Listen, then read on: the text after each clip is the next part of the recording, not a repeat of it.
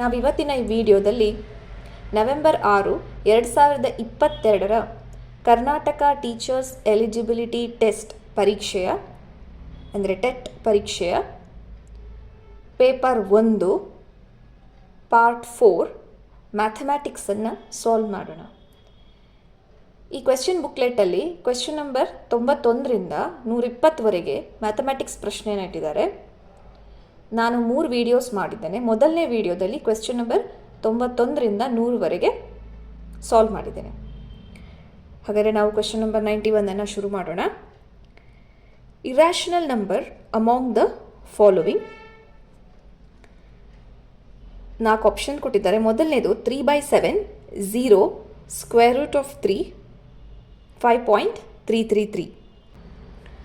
So real ನಂಬರನ್ನು 2 ಪಾರ್ಟಲ್ಲಿ ಬರಿಬೋದು. ಒಂದು ರ್ಯಾಷನಲ್ ಮತ್ತು ಇನ್ನೊಂದು ಇರ್ಯಾಷನಲ್.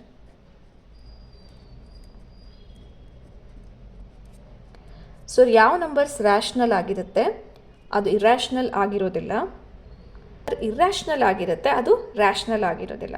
ಸೊ ಕಂಪ್ಲೀಟ್ ಅಪೋಸಿಟ್ ಆಗಿರುತ್ತೆ. ಹಾಗಾದರೆ ಎಂತಹ ನಂಬರ್ ರ್ಯಾಷನಲ್ ಆಗಿರುತ್ತೆ?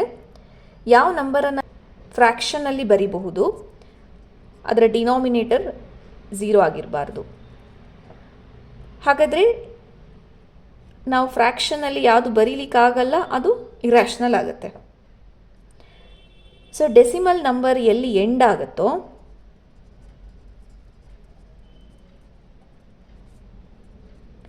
ಅದು ರ್ಯಾಷನಲ್ ಆದರೆ ಇದರಲ್ಲಿ ಡೆಸಿಮಲ್ ನಂಬರ್ ಎಂಡ್ ಆಗೋದಿಲ್ಲ. ಡೆಸಿಮಲ್ ನಂಬರ್ ಇದರಲ್ಲಿ ರಿಪೀಟ್ ಆಗ್ತಾ ಇದ್ದರೆ ಇದರಲ್ಲಿ ಡೆಸಿಮಲ್ ನಂಬರು ರಿಪೀಟ್ ಆಗೋದಿಲ್ಲ.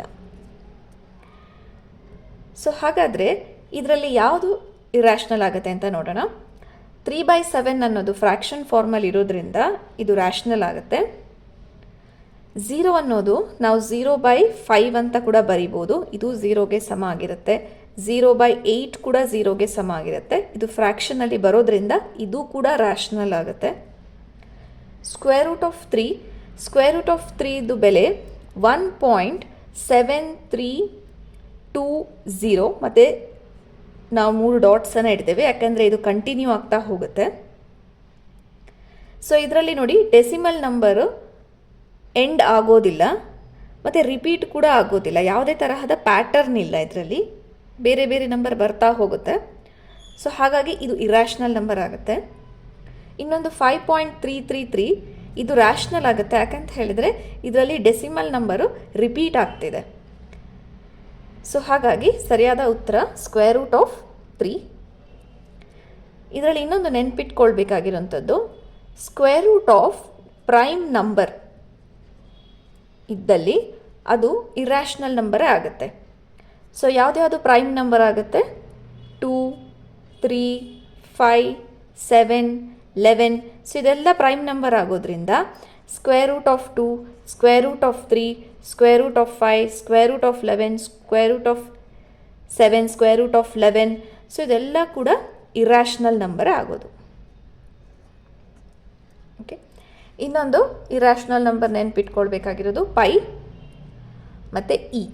ಸೊ ಇದೆರಡೂ ಕೂಡ ಇರ್ಯಾಷನಲ್ ಆಗುತ್ತೆ.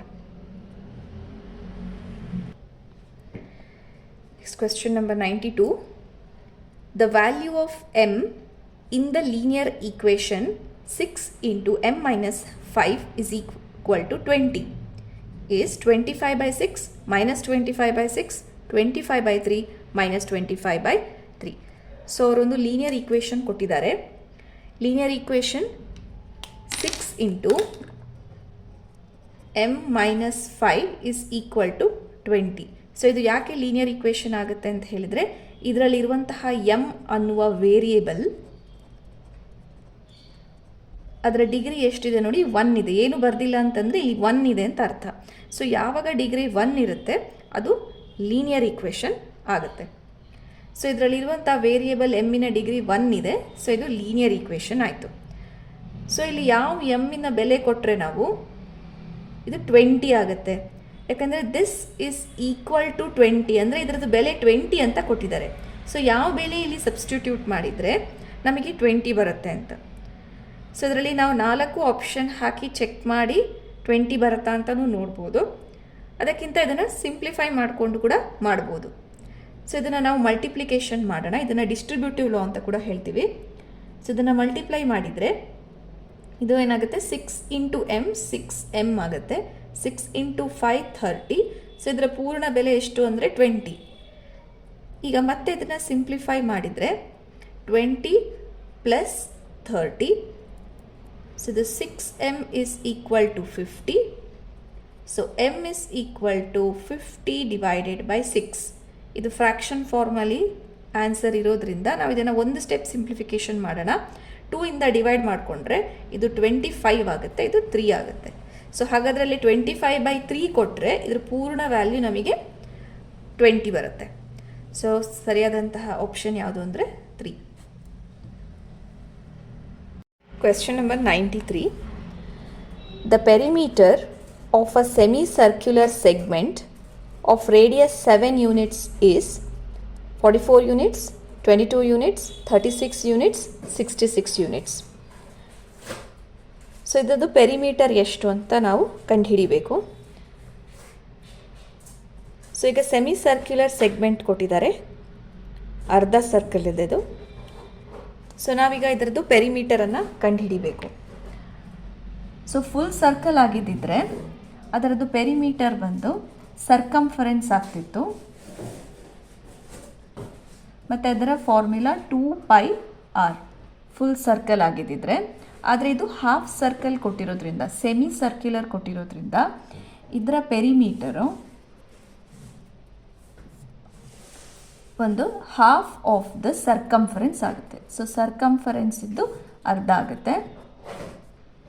ಆದರೆ ಬರೀ ಹಾಫ್ ಸರ್ಕಂಫರೆನ್ಸ್ ಆಗಲ್ಲ, ಈ ಲೈನನ್ನು ಕೂಡ ಕನ್ಸಿಡರ್ ಮಾಡಬೇಕಾಗುತ್ತೆ. ಸೊ ಇಲ್ಲಿಂದ ಇದು ಕೂಡ ಪೆರಿಮೀಟರ್ ಕನ್ಸಿಡರ್ ಆಗುತ್ತೆ, ಪ್ಲಸ್ ಇದು ಕೂಡ ಆಗೋದ್ರಿಂದ ನಾವು ಇಲ್ಲಿ ಪ್ಲಸ್ ಈ ಲೆಂತನ್ನು ನಾವು ಡಯಾಮೀಟರ್ ಅಂತ ಕರಿತೇವೆ. ಸೊ ಇಲ್ಲಿ ನಾವು ಪ್ಲಸ್ ಡಯಾಮೀಟರ್ ಬರಿಬೇಕಾಗುತ್ತೆ. So this is equal to half of circumference of the circle ಅಂದರೆ 2πr ಪ್ಲಸ್ ಡಯಾಮೀಟರ್ d ಅಂತ ಬರೆಯೋಣ. ಹಾಫ್ ಆಫ್ 2 ಇಂಟು 5 ಅಂತ ಹೇಳಿದರೆ 22/7, ರೇಡಿಯಸ್ 7 ಆಗುತ್ತೆ, ಪ್ಲಸ್ ಡಯಾಮೀಟರ್ 14, 7 ಪ್ಲಸ್ 7. ಸೊ ಈಗ ಇದರಲ್ಲಿ 2/2 1 ಆಗುತ್ತೆ, 7/7 ಕೂಡ 1 ಆಗುತ್ತೆ. ಸೊ ಉಳಿದದ್ದು 22 plus 14.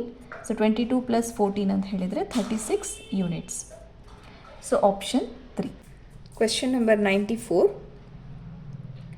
If the mean of scores 10, 12, 18, 14, x plus 1 is 12, then the value of x is. ಇಲ್ಲಿ ಸ್ಕೋರ್ಸ್ ಕೊಟ್ಟಿದ್ದಾರೆ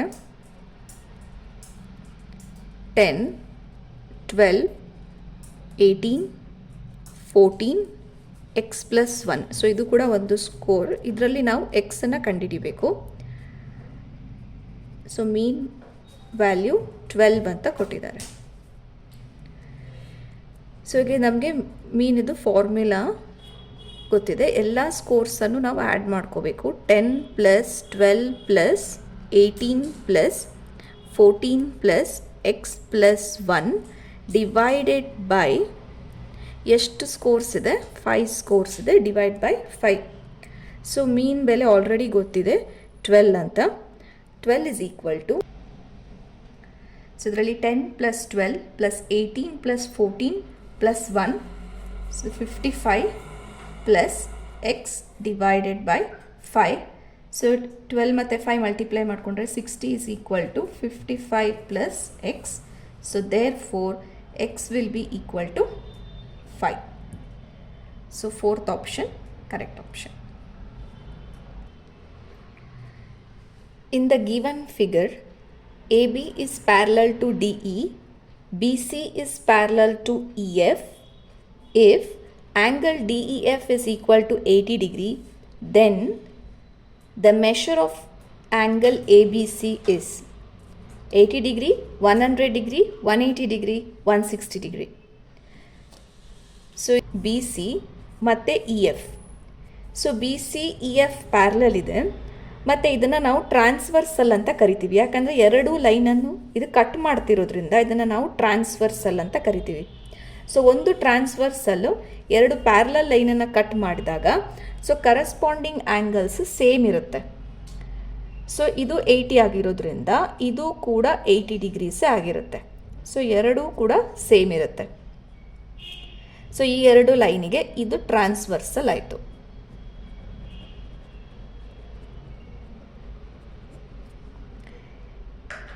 ಸೊ ಈಗ ನಮಗೆ ಇನ್ನೊಂದು ಇನ್ಫಾರ್ಮೇಷನ್ ಏನಿದೆ ಅಂದರೆ ಇದೆರಡೂ ಕೂಡ ಪ್ಯಾರಲಲ್ ಇದೆ ಅಂತ ಹೇಳ್ತಾ ಇದ್ದಾರೆ. ಸೊ AB ಮತ್ತು DE ಕೂಡ ಪ್ಯಾರಲಲ್ ಇದೆ. ಸೊ ಇದೆರಡು ಲೈನ್ ಪ್ಯಾರಲಲ್ ಇದ್ದಾಗ ಎರಡು ಪ್ಯಾರಲಲ್ ಲೈನನ್ನು ಒಂದು ಲೈನ್ ಕಟ್ ಮಾಡ್ತಿದೆ, BC ಅನ್ನೋ ಲೈನ್ ಕಟ್ ಮಾಡ್ತಿದೆ. ಸೊ ಈಗ ಇದು ಟ್ರಾನ್ಸ್ವರ್ಸಲ್ ಆಗುತ್ತೆ. ಸೊ ಕಟ್ ಮಾಡುವ ಲೈನನ್ನು ನಾವು ಟ್ರಾನ್ಸ್ವರ್ಸಲ್ ಅಂತ ಕರಿತೀವಿ. ಸೊ ಕಟ್ ಮಾಡುವಾಗ ಲೈನು ಎರಡು ಕರೆಸ್ಪಾಂಡಿಂಗ್ ಆ್ಯಂಗಲ್ಸು ಫಾರ್ಮ್ ಆಗುತ್ತೆ.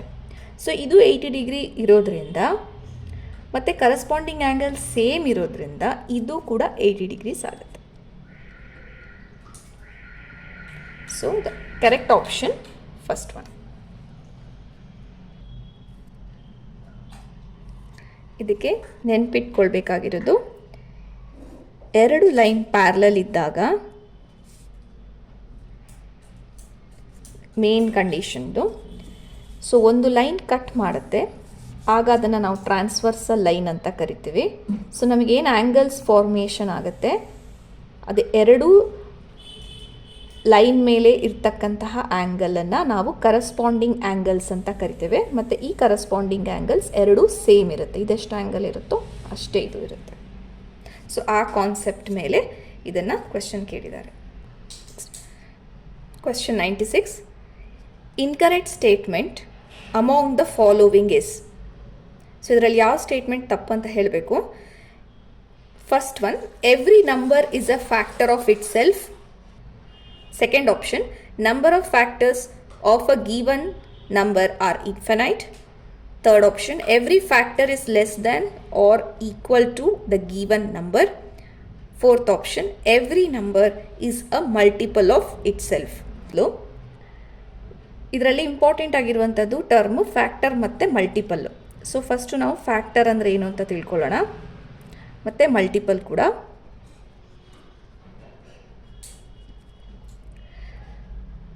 ಸೊ ಇದಕ್ಕೆ ನಾವು ಒಂದು ನಂಬರ್ ಎಕ್ಸಾಂಪಲ್ ಆಗಿ ತೊಗೊಳ್ಳೋಣ, 30 ಅಂತ. ಸೊ ಇದರಲ್ಲಿ ಫ್ಯಾಕ್ಟರ್ಸ್ ಆಫ್ 30, ಈ ನಂಬರ್ ಇದ್ದು ಫ್ಯಾಕ್ಟರ್ ಮತ್ತು ಈ ನಂಬರ್ ಇದ್ದು ಮಲ್ಟಿಪಲ್ಸ್ ಎರಡೂ ಕೂಡ ಬರೆಯೋಣ. ಆಗ ನಮಗೆ ಇದನ್ನು ಈಸಿಯಾಗಿ ಐಡೆಂಟಿಫೈ ಮಾಡ್ಬೋದು. ಸೊ 30 ಅನ್ನುವ ನಂಬರ್ ಇದ್ದು ಫ್ಯಾಕ್ಟರ್ಸ್ ಯಾವುದು ಅಂತ ಹೇಳಿದರೆ ಇದಕ್ಕಿಂತ ಯಾವಾಗಲೂ ಕಡಿಮೆ ಆಗಿರುತ್ತೆ. ಮತ್ತು ಆ ನಂಬರ್ಸನ್ನು ಮಲ್ಟಿಪ್ಲೈ ಮಾಡಿದರೆ ನಮಗೆ 30 ಬರುತ್ತೆ. ಸೊ ಉದಾಹರಣೆಗೆ 1 ಇಂಟು 30 ಬರುತ್ತೆ. ಸೊ 1 ಮತ್ತು 30 ಫ್ಯಾಕ್ಟರ್ಸ್ ಅಂತ ಹೇಳ್ಬೋದು ಅಲ್ವಾ. ಸೊ ಯಾವುದೆರಡು ಮಲ್ಟಿಪ್ಲೈ ಮಾಡಿದರೆ 30 ಬರುತ್ತೆ, 6 5 30. ಸೊ 6 ಮತ್ತು 5 ಇದರದ್ದು ಫ್ಯಾಕ್ಟರ್ಸ್ ಆಗುತ್ತೆ. ಮತ್ತು 2 ಇಂಟು 15 30 ಬರುತ್ತೆ. ಸೊ 2 15 ಕೂಡ ಫ್ಯಾಕ್ಟರ್ಸ್ ಆಗುತ್ತೆ. ಮತ್ತು 3 10s 30. ಸೊ 3 10 ಕೂಡ ಫ್ಯಾಕ್ಟರ್ಸ್ ಆಗುತ್ತೆ. ಸೊ ಫ್ಯಾಕ್ಟರ್ಸ್ ಆಫ್ 30 ಅಂದರೆ ಯಾವ ನಂಬರ್ಸನ್ನು ಮಲ್ಟಿಪ್ಲೈ ಮಾಡಿದರೆ ನಮಗೆ 30 ಬರುತ್ತೆ, ಇದು ಒಂಥರ ತಿಳ್ಕೊಳ್ಬೋದು. ಇನ್ನೊಂದೇನಂತಂದರೆ ಯಾವ ನಂಬರ್ನ ಡಿವೈಡ್ ಮಾಡಿದ್ರೆ ನಮಗೆ ರಿಮೈಂಡರ್ 0 ಬರುತ್ತೆ. ಈಗ 30 ಡಿವೈಡ್ ಬೈ 30 ಮಾಡಿದರೆ ರಿಮೈಂಡರ್ 0 ಬರುತ್ತೆ. 30ಯನ್ನು 6 ಡಿವೈಡ್ ಮಾಡಿದ್ರೂ ಕೂಡ ರಿಮೈಂಡರ್ 0 ಬರುತ್ತೆ. ಅಥವಾ 30 ಡಿವೈಡ್ ಬೈ 5 ಮಾಡಿ ರಿಮೈಂಡರ್ 0 ಬರುತ್ತೆ. ಸೊ ಫ್ಯಾಕ್ಟರ್ಸ್ ಏನಂತ ಹೇಳಿದ್ರೆ ಆ ನಂಬರಿಂದ ಡಿವೈಡ್ ಮಾಡಿದ್ರೆ ನಮಗೆ ರಿಮೈಂಡರ್ 0 ಬರಬೇಕು. ಮತ್ತು ಇನ್ನೊಂದು ಏನಂತ ಹೇಳಿದ್ರೆ ಮಲ್ಟಿಪ್ಲೈ ಮಾಡಿದರೂ ಕೂಡ ನಮಗೆ 30 ಬರಬೇಕು. ಈಗ ಮಲ್ಟಿಪಲ್ ನೋಡೋಣ. ಮಲ್ಟಿಪಲ್ ಆಫ್ 30 ಅಂತ ಹೇಳಿದರೆ ನಾವು ಅದನ್ನು ಕ್ವಾಂಟಿಟಿ ಜಾಸ್ತಿ ಮಾಡ್ತಾ ಹೋಗಬೇಕಾಗತ್ತೆ. So 30 into 1 30, 32s 60, 33s 90, 34s 120, 35s 150, 36 180. So ಈ ಥರ ನಾವು ಬರಿತಾ ಹೋಗಬೇಕಾಗತ್ತೆ. ಸೊ ಇದು ನಂಬರ್ಸು ಫಾರ್ ಎವರ್ ನೀವು ಬರಿತಾ ಇರಬೇಕಾಗುತ್ತೆ. ಯಾಕಂತ ಹೇಳಿದ್ರೆ ಇನ್ಫೈನೈಟ್ ನಂಬರ್ಸ್ ಇರೋದ್ರಿಂದ ನಾವು ಬರ್ಕೊಂಡು ಹೋಗ್ಬೋದು. 30 into 100, 30 into 200, 30 into 1 lac, 30 into 2, ಅದೆಲ್ಲ ಕೂಡ ಮಲ್ಟಿಪಲ್ ಆಗ್ತಾ ಹೋಗುತ್ತೆ. ಸೊ ಈಗ ನಮಗೆ ಫ್ಯಾಕ್ಟರ್ ಮತ್ತು ಮಲ್ಟಿಪಲ್ ಏನು ಅಂತ ಗೊತ್ತಾಯಿತು. ಸೊ ಈಗ ನಾವು ಇದನ್ನು ಆನ್ಸರ್ ಮಾಡೋಣ. Every number is a factor of itself. So factor ಮೇಲೆ ಪ್ರಶ್ನೆ ಇದೆ. Every number is a factor of itself. So itself ಕೇಳಿದ್ದಾರೆ. So 30 is a factor of 30. ಹೌದು. ಸೊ ಯಾವುದೇ ನಂಬರ್ ತೊಗೊಂಡ್ರೆ ಅದಕ್ಕೆ ಅದೇ ಫ್ಯಾಕ್ಟರ್ ಆಗಿ ಇದ್ದೇ ಇರುತ್ತೆ. ಸೊ ಇದು ಕರೆಕ್ಟ್ ಆಪ್ಷನ್ ಆಗುತ್ತೆ.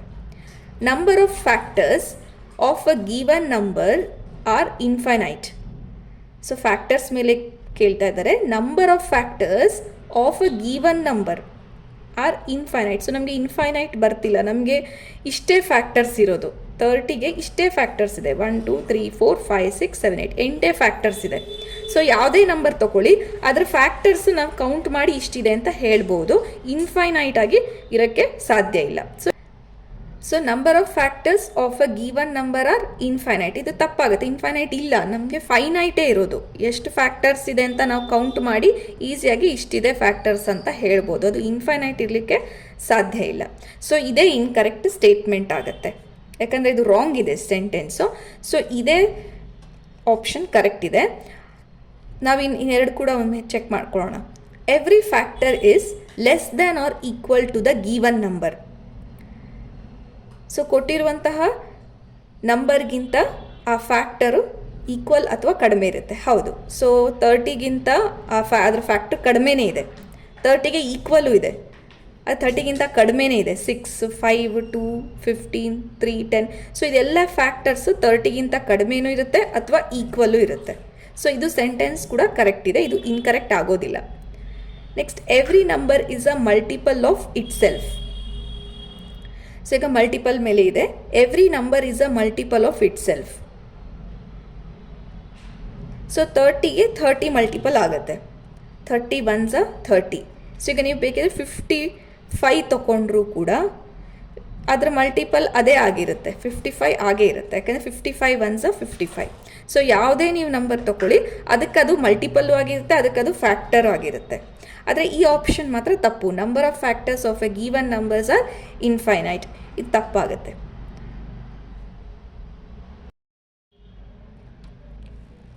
Question number 97. The present age of Aditya's mother is 3 times the present age of Aditya. After 6 years, the sum of their ages becomes 76 years. The present age of Aditya is 14 years, 16 years, 15 years, 18 years. So ಇದರಲ್ಲಿ age sum question ಕೇಳಿದಾಗ ನಾವು ಏನನ್ನು ಕಂಡುಹಿಡಿಯಬೇಕು ಅನ್ನೋದನ್ನು first ನೋಡಬೇಕು. ಇದರಲ್ಲಿ ನಾವು ಕಂಡುಹಿಡಿಬೇಕಾಗಿರೋದು present age of Aditya. So ಈಗ ಆದಿತ್ಯನ ಏಜ್ ಎಷ್ಟು ಅಂತ ಕಂಡುಹಿಡಿಬೇಕು. ಸೊ ಏನು ಕಂಡುಹಿಡಿಬೇಕು ಅದನ್ನೇ ನಾವು ಎಕ್ಸ್ ಅಂತ ತಗೊಳ್ಬೇಕು. ಸೊ ಈಗ ಇದರಲ್ಲಿ ನಾವು ಆದಿತ್ಯ ಅಂತ ಬರ್ಕೊಳ್ಳೋಣ. ಮತ್ತು ಇನ್ನೊಂದು ಆದಿತ್ಯ ಅವರ ಮದರ್. ಸೊ ಈ ಕಾಲಮಲ್ಲಿ ಪ್ರೆಸೆಂಟ್ ಏಜ್ ಅಂತ ಹಾಕ್ಕೊಳ್ಳೋಣ. ಸೊ ಆದಿತ್ಯನ ಪ್ರೆಸೆಂಟ್ ಏಜ್ ಎಕ್ಸ್, ಯಾಕಂದರೆ ಇದನ್ನೇ ಕಂಡುಹಿಡಿಬೇಕಾಗಿರುವಂಥದ್ದು. ಸೊ ಇವನ ಪ್ರೆಸೆಂಟ್ ಏಜ್ ಎಕ್ಸ್ ಆಗಿದ್ದರೆ ಅವ್ರು ಹೇಳ್ತಾ ಇದ್ದಾರೆ ಪ್ರೆಸೆಂಟ್ ಏಜಲ್ಲಿ ಆದಿತ್ಯನ ತಾಯಿ ಅವ್ರಿಗಿಂತ 3 ಟೈಮ್ಸ್ ದೊಡ್ಡವರು ಅಂತ ಹೇಳ್ತಾ ಇದ್ದಾರೆ. ಸೊ 3 ಟೈಮ್ಸ್ ಜಾಸ್ತಿ ತಗೊಳ್ಬೇಕು. ಸೊ 3 ಟೈಮ್ಸ್ ಅಂತ ಹೇಳಿದಾಗ ನಾವು 3x ಅಂತ ತಗೊಳ್ಬೇಕು. ಸೊ ಇಲ್ಲಿ ಟೈಮ್ಸ್ ಅಂತ ಕೊಟ್ಟಾಗ ನಾವು ಮಲ್ಟಿಪ್ಲಿಕೇಶನ್ ಮಾಡಬೇಕು. ಸೊ 3 ಇಂಟು ಎಕ್ಸ್ ಮಾಡಬೇಕು. ಮೋರ್ ಅಂತ ಕೊಟ್ಟಾಗ 3 more 4 more ಅಂತ ಕೊಟ್ಟಾಗ ಸಮ್ ಮಾಡ್ಕೊಳ್ಬೇಕು.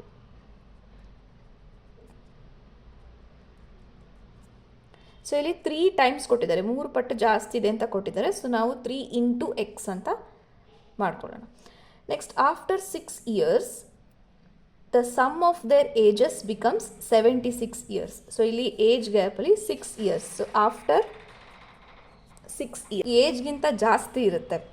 ಸೊ ಎಷ್ಟು ಏಜ್ ಇದೆ ಅದಕ್ಕಿಂತ ಅವ್ರು 6 ವರ್ಷ ಜಾಸ್ತಿನೇ ಇರ್ತಾರೆ. ಸೊ ಇಲ್ಲೂ ಅಷ್ಟೇ ನಾವು 6 ವರ್ಷ ಜಾಸ್ತಿ ಅಂತಲೇ ಹಾಕೋಬೇಕು. ಸೊ 3x + 6 ಅಂತ ಕೊಟ್ಟಿದ್ದಾರೆ. ಇದನ್ನ ಈಗ ಕನೆಕ್ಟ್ ಮಾಡಬೇಕಲ್ಲ, ಅದಕ್ಕೊಂದು ಕ್ಲೂ ಏನು ಕೊಟ್ಟಿದ್ದಾರೆ ಅಂದರೆ the sum of their ages become 76 years. So 6 ವರ್ಷದ ನಂತರ ಅವರಿಬ್ಬರ ಏಜನ್ನು ಆ್ಯಡ್ ಮಾಡಿದರೆ 76 ಇರುತ್ತೆ. So X plus 6 plus 3x plus 6 is equal to 76. So this implies x plus 3x 4x plus 12 is equal to 76. So 4x is equal to 76 minus 12. So 4x is equal to 64. So this implies x is equal to 16. So ಹಾಗಾದರೆ present age ಆದಿತ್ಯಂದು 16 ಇರುತ್ತೆ. So ಅವ್ರ ತಾಯಿದು 16 into 3 ಇರುತ್ತೆ. So 6 ವರ್ಷ ಆದಮೇಲೆ 16 plus 6 ಇವ್ರದ್ದು 3 into 16 plus 6. So correct answer ಬಂದು ಎರಡನೇ 16 years. Area of an isosceles triangle whose perimeter 18 centimeter and unequal side 8 centimeter is 12 centimeter square, 72 centimeter square, 60 centimeter square, 144 centimeter square. So ಇದರಲ್ಲಿ ಐಸಾಸಿಲಸ್ triangle ಇದು area ಯಾವುದು ಅಂತ ಕಂಡುಹಿಡಿಬೇಕು. So ಒಂದು ಐಸಾಸಿಲಸ್ ಟ್ರಯಾಂಗಲನ್ನು ತಗೊಂಡಿದ್ದೇವೆ. So ಐಸಾಸಿಲಸ್ triangle ಇದ್ದು area ಎಷ್ಟು ಕವರ್ ಆಗುತ್ತೆ ಇದರಲ್ಲಿ ಅಂತ ಕಂಡುಹಿಡಿಬೇಕು. ಅದರಲ್ಲಿ ಅವರು ಪೆರಿಮೀಟರ್ ಕೊಟ್ಟಿದ್ದಾರೆ ಮತ್ತು ನಾವು ಅನ್ಈಕ್ವಲ್ ಸೈಡ್ 8 ಸೆಂಟಿಮೀಟರ್ ಅಂತ ಕೊಟ್ಟಿದ್ದಾರೆ. ಫಸ್ಟ್ ನಾವು ಇದ್ರ ಪ್ರಾಪರ್ಟಿ ತಿಳ್ಕೊಳ್ಳೋಣ. ಸೊ ಒಂದು ಐಸಾಸಿಲಸ್ ಟ್ರಯಾಂಗಲಲ್ಲಿ ಎರಡು ಸೈಡ್ ಯಾವತ್ತೂ ಸೇಮ್ ಇದ್ದೇ ಇರುತ್ತೆ. ಸೊ ನಾನು ಡ್ರಾ ಮಾಡುವಾಗ ಈ ಎರಡು ಸೈಡಿನ ಈಕ್ವಲ್ ಆಗಿ ತೊಗೊಂಡೆ. ಸೊ ಇದೆರಡು ಸೈಡ್ ಸೇಮ್ ಇರುತ್ತೆ. ಸೊ ಎ ಬಿ ಮತ್ತು ಎ ಡಿ ಸೇಮ್ ಇದೆ.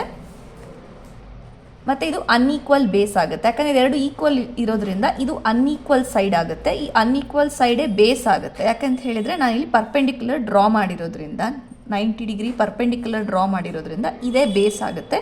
ಮತ್ತು ಇದು ಅನ್ಈಕ್ವಲ್ ಸೈಡ್ ಕೂಡ ಆಗುತ್ತೆ. ಸೊ ಬೇಸ್ ಮತ್ತು ಅನ್ಈಕ್ವಲ್ ಸೈಡ್. ಸೊ ಈಗ ಇದರ ಲೆಂತ್ ಕೊಟ್ಟಿದ್ದಾರೆ 8 ಸೆಂಟಿಮೀಟರ್ಸ್ ಅಂತ. ರೈಟ್. ಸೊ 8 ಸೆಂಟಿಮೀಟರ್ಸನ್ನು ಲೆಂತನ್ನು ಕೊಟ್ಟಿದ್ದಾರೆ. ಸೊ ಈಗ ಇದು ಪರ್ಪೆಂಡಿಕ್ಯುಲರ್ ಡ್ರಾ ಮಾಡಿರೋದ್ರಿಂದ ಇದೆರಡು ಈಕ್ವಲ್ ಆಗುತ್ತೆ. ಪ್ಲಸ್ ಇದು 4 ಸೆಂಟಿಮೀಟರ್ಸ್ ಆಗುತ್ತೆ. ಇದು ಕೂಡ 4 ಸೆಂಟಿಮೀಟರ್ ಆಗಿ ಡಿವೈಡ್ ಆಗುತ್ತೆ. ಸೊ ಏರಿಯಾ ಫಾರ್ಮುಲಾ ಪ್ರಕಾರ half into base into height. So area ನಮಗೆ ಗೊತ್ತಿಲ್ಲ. ಹಾಫ್ ಇಂಟು, ಸೊ ಇದನ್ನು ನಾವು ಬೇಸ್ ಅಂತ ತಗೊಂಡಿದ್ದೀವಿ ಅನ್ಈಕ್ವಲ್ ಸೈಡನ್ನು. ಸೊ ಇದು 8 ಆಗುತ್ತೆ. ಸೊ ಹೈಟ್ ಕೂಡ ನಮಗೆ ಗೊತ್ತಿಲ್ಲ. ಸೊ ಈ ಹೈಟನ್ನು ನಾವು ಪೆರಿಮೀಟರಿಂದ ಕಂಡುಹಿಡ್ಕೊಳ್ಬೇಕು. ಸೊ ಪೆರಿಮೀಟರ್ ಅಂತ ಹೇಳಿದರೆ ಬೌಂಡ್ರಿ. ಸೊ ಎಲ್ಲ ಬೌಂಡ್ರೀಸನ್ನು ಆ್ಯಡ್ ಮಾಡ್ಕೊಳ್ಬೇಕು. A B plus B D plus A ಡಿಯನ್ನು ಆ್ಯಡ್ ಮಾಡ್ಕೊಳ್ಬೇಕು. ಸೊ ಪೆರಿಮೀಟರ್ 18 ಕೊಟ್ಟಿದ್ದಾರೆ. ಸೊ ಇಲ್ಲಿ ಎ ಬಿದು ಲೆಂತ್ ನಮಗೆ ಗೊತ್ತಿಲ್ಲ. ಸೊ ನಾವು ಎಕ್ಸ್ ಅಂತ ತಗೊಳ್ಳೋಣ. Plus B D value 8 centimetres ಆಗುತ್ತೆ. ಎ ಡಿದ ವ್ಯಾಲ್ಯೂ ಕೂಡ ಎಕ್ಸ್ ಆಗುತ್ತೆ. ಸೊ ನಮಗೆ ಇದು ಅನ್ನೋನ್ ಆಗಿರೋದ್ರಿಂದ ಇದನ್ನು ಎಕ್ಸ್ ಅಂತ ತಗೊಳ್ಳೋಣ. ಇದೆರಡೂ ಸೇಮ್ ಇರೋದ್ರಿಂದ ಇದು ಕೂಡ ಎಕ್ಸ್ ಆಗ್ತದೆ. ನಾವು 18 is equal to 2x plus 8, 2x is equal to 10, X is equal to 5. So ಇದ್ರದ್ದು ಲೆಂತ್ 5 ಆಯಿತು. ಇದ್ರದ್ದು ಲೆಂತ್ ಕೂಡ 5 ಸೆಂಟಿಮೀಟರ್ ಆಯಿತು. ಈಗ ಇಲ್ಲಿ ನಾವು 4 ಸೆಂಟಿಮೀಟರ್ ಗೊತ್ತಿದೆ, ಇದು 5 ಸೆಂಟಿಮೀಟರ್ ಗೊತ್ತಿದೆ. ರೈಟ್ ಆ್ಯಂಗಲ್ ಟ್ರಯಾಂಗಲಲ್ಲಿ ಕೆಲವು ಪೈಥಾಗರಿಯನ್ ಟ್ರಿಪ್ಲೆಟ್ಸ್ ಇರುತ್ತೆ. ಅಂದರೆ ಅಪೋಸಿಟ್ ಸೈಡು, ಅಡ್ಜಸೆಂಟ್ ಸೈಡು, ಹೈಪೋಟೆನ್ಯಸ್ಸು. ಈಗ ಇಲ್ಲಿ 4, 5 ಇದ್ದರೆ ಇದರ ಬೆಲೆ 3 ಇದ್ದೇ ಇರುತ್ತೆ. ಅಥವಾ 3, 5 ಇದ್ದರೆ ಇದು 4 ಇದ್ದೇ ಇರುತ್ತೆ. ಅಥವಾ ಇದೆರಡು 3, 4 ಇದ್ದರೆ ಹೈಪೋಟೆನ್ಯಸ್ 5 ಇದ್ದೇ ಇರುತ್ತೆ. ಸೊ ಇದನ್ನು ನಾವು ಪೈಥಾಗರಿಯನ್ ಟ್ರಿಪ್ಲೆಟ್ ಅಂತ ಕರಿತೀವಿ. ಸೊ 4 ಮತ್ತು 5 ಇದ್ದರೆ ಇದು 3 ಇದ್ದೇ ಇರುತ್ತೆ. ಸೊ ನಾವು ಇದನ್ನು ಮತ್ತೆ ಕ್ಯಾಲ್ಕುಲೇಟ್ ಮಾಡಿ ಪೈಥಾಗರಸ್ ಥಿಯರಮ್ ಹಾಕಿ ಕ್ಯಾಲ್ಕುಲೇಟ್ ಮಾಡೋ ಬದಲು ಇದನ್ನು ನೆನ್ಪಿಟ್ಕೊಂಡ್ರೆ ಒಳ್ಳೆಯದು. ಸೊ 3, 4, 5.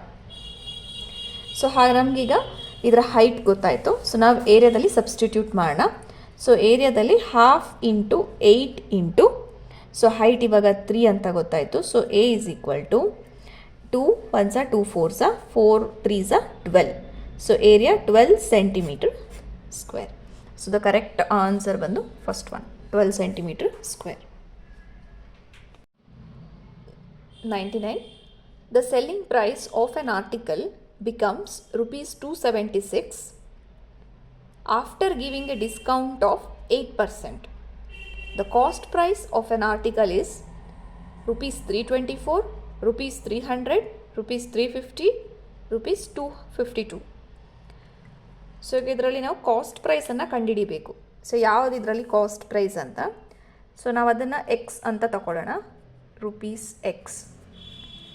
ಮತ್ತು ಇದರಲ್ಲಿ ಸೆಲ್ಲಿಂಗ್ ಪ್ರೈಸ್ ಕೊಟ್ಟಿದ್ದಾರೆ, selling price of an article. So S P is equal to rupees 276. So after giving a discount, so discount 8% ಅಂತ ಕೊಟ್ಟಿದ್ದಾರೆ. ಡಿಸ್ಕೌಂಟ್ ನಾವು ಯಾವತ್ತು ಕಾಸ್ಟ್ ಪ್ರೈಸ್ ಮೇಲೆ ಡಿಸ್ಕೌಂಟ್ ಹಾಕ್ತೀವಿ. So 8% of cost price, so ಅದನ್ನು ಎಕ್ಸ್ ಅಂತ ತಗೊಳ್ಳೋಣ, 8% ಆಫ್ ಎಕ್ಸ್. ಸೊ 8% ಅನ್ನೋದನ್ನು ನಾವು 0.08x ಅಂತ ಕೂಡ ಬರಿತೀವಿ. ಸೊ ಇಷ್ಟು ಡಿಸ್ಕೌಂಟ್ ಇದೆ, 0.08 ಇಂಟು ಎಕ್ಸ್. ಈಗ ನಾವೊಂದು ಈಕ್ವೇಷನ್ ಕನ್ಸ್ಟ್ರಕ್ಟ್ ಮಾಡಬೇಕು, ಮೂರನ್ನು ಕನೆಕ್ಟ್ ಮಾಡುವ ಒಂದು ಈಕ್ವೇಷನ್ನು. ಸೊ ಡಿಸ್ಕೌಂಟ್ ಕೊಟ್ಟಿರೋದ್ರಿಂದ ಕಾಸ್ಟ್ ಪ್ರೈಸ್ ಜಾಸ್ತಿ ಇರುತ್ತೆ ಮತ್ತು ಸೆಲ್ಲಿಂಗ್ ಪ್ರೈಸ್ ಕಡಿಮೆ ಇರುತ್ತೆ. ಸೊ ಇದು 0.08x is equal to cost price X, selling price 276. So X terms ಎಲ್ಲ ಒಂದು ಕಡೆ ಮತ್ತು ಬೇರೆ ಟರ್ಮ್ಸ್ ಇನ್ನೊಂದು ಕಡೆ ಬರೆದ್ರೆ 276 is equal to X minus 0.08x. So 276 is equal to, so ಇದರಲ್ಲಿ 1 ಇರುತ್ತೆ, so 1 minus 0.08, 0.92x. So therefore X is equal to 276 divided by 0.92. So ಇದನ್ನು ಹೇಗೆ ನಾವು ಸಿಂಪ್ಲಿಫೈ ಮಾಡ್ಬೋದು, X is equal to 276 divided by 0.92. So ಇದನ್ನು ನಾವಿಲ್ಲಿ ಡೆಸಿಮಲನ್ನು remove ಮಾಡೋಕ್ಕೆ 0.92 ಇದೆ. ಸೊ ಎರಡು ವ್ಯಾಲ್ಯೂಸ್ ಇದೆ ಡೆಸಿಮಲ್ ಆದಮೇಲೆ, ಸೊ ಅದಕ್ಕೆ ನಾವು 100ಇಂದ ಮಲ್ಟಿಪ್ಲೈ ಮಾಡಬೇಕು. ಸೊ ಡೆಸಿಮಲ್ ಆದಮೇಲೆ ಎಷ್ಟು ವ್ಯಾಲ್ಯೂಸ್ ಇದೆ ಅಷ್ಟು ಝೀರೋಸಿಂದ ಮಲ್ಟಿಪ್ಲೈ ಮಾಡ್ಕೋಬೇಕು. ಸೊ ಇದು ಡಿನಾಮಿನೇಟ್ರಲ್ಲಿ ಮಾಡಿರೋದ್ರಿಂದ ನ್ಯೂಮರೇಟ್ರಲ್ಲೂ ಕೂಡ ಮಾಡ್ಕೋಬೇಕಾಗತ್ತೆ. So X is equal to 276 into 100, ಆವಾಗ ನಮಗೆ 27,600 ಬರುತ್ತೆ, ಡಿವೈಡೆಡ್ ಬೈ 0.92 ಇಂಟು 100, 92 ಆಯಿತು. ಸೊ ಡೆಸಿಮಲ್ ಎಲ್ಲ ಕ್ಲಿಯರ್ ಆಯಿತು. ಸೊ ಈಗ 27600 ಡಿವೈಡೆಡ್ ಬೈ 92. ಸೊ ಯಾವ ಟೇಬಲಲ್ಲಿ ಇದನ್ನು ಸಿಂಪ್ಲಿಫೈ ಮಾಡ್ಕೋಬೋದು, ನಾವು ಇದನ್ನು 4ಅಲ್ಲಿ ಸಿಂಪ್ಲಿಫೈ ಮಾಡ್ಕೋಬೋದು. ಸೊ 4 6 24, 4 9 36, 00, 4 2 8, 4 3 12. ಸೊ 23 ಇಂಟು 3 69 ಬರುತ್ತೆ, 23 ಮೂರು ಸತಿ ತೊಗೊಂಡ್ರೆ 69 ಬರುತ್ತೆ. ಸೊ ಆಗ 300 ಅಂತ ಬರುತ್ತೆ. ಸೊ ಇದು 3 ಆಗುತ್ತೆ, ಇದು ಉಳಿದದ್ದು 0. ಸೊ ಕಾಸ್ಟ್ ಪ್ರೈಸ್ ಬಂದು rupees 300 ಆಯಿತು. So correct answer second one. 100th question. In triangle ABC, AB is equal to AC, angle BAC is equal to 80 degree. If AB is parallel to CE, then the measure of angle ECD is 80 degree, 50 degree, 130 degree, 160 degree. So ಇದರಲ್ಲಿ triangle ಕೊಟ್ಟಿದ್ದಾರೆ, A B C ಅನ್ನೋ ಟ್ರಯಾಂಗಲಲ್ಲಿ A B ಮತ್ತು A C ಎರಡು same ಇದೆ, ಎರಡು side same ಇದೆ. So ಎರಡು ಸೈಡ್ ಸೇಮ್ ಇದ್ದರೆ ನಾವು ಜಸ್ಟ್ ಇವಾಗ ಒಂದು ಸಮ್ ಸಾಲ್ವ್ ಮಾಡಿದ್ವಿ. ಸೊ ಎರಡು ಸೈಡ್ ಸೇಮ್ ಇದ್ದರೆ ಇದು ಐಸೋಸಿಲಸ್ ಟ್ರಯಾಂಗಲ್ ಆಗುತ್ತೆ, ಐಸೋಸಿಲಸ್ ಟ್ರಯಾಂಗಲ್. ಸೊ ನೆಕ್ಸ್ಟ್ ಏನು ಕ್ಲೂ ಕೊಟ್ಟಿದ್ದಾರೆ, angle B A C is equal to 80 degree. So ಇದರ ಆ್ಯಂಗಲ್ 80 ಡಿಗ್ರೀಸ್ ಅಂತ ಕೊಟ್ಟಿದ್ದಾರೆ. If A B is parallel to C E, so A B is parallel to C E, so ಎರಡು parallel lines ಆಗಿರೋದ್ರಿಂದ ನಾವು measure of E C D, so ಈ angle ಎಷ್ಟಿದೆ ಅಂತ ಕಂಡುಹಿಡಿಬೇಕು.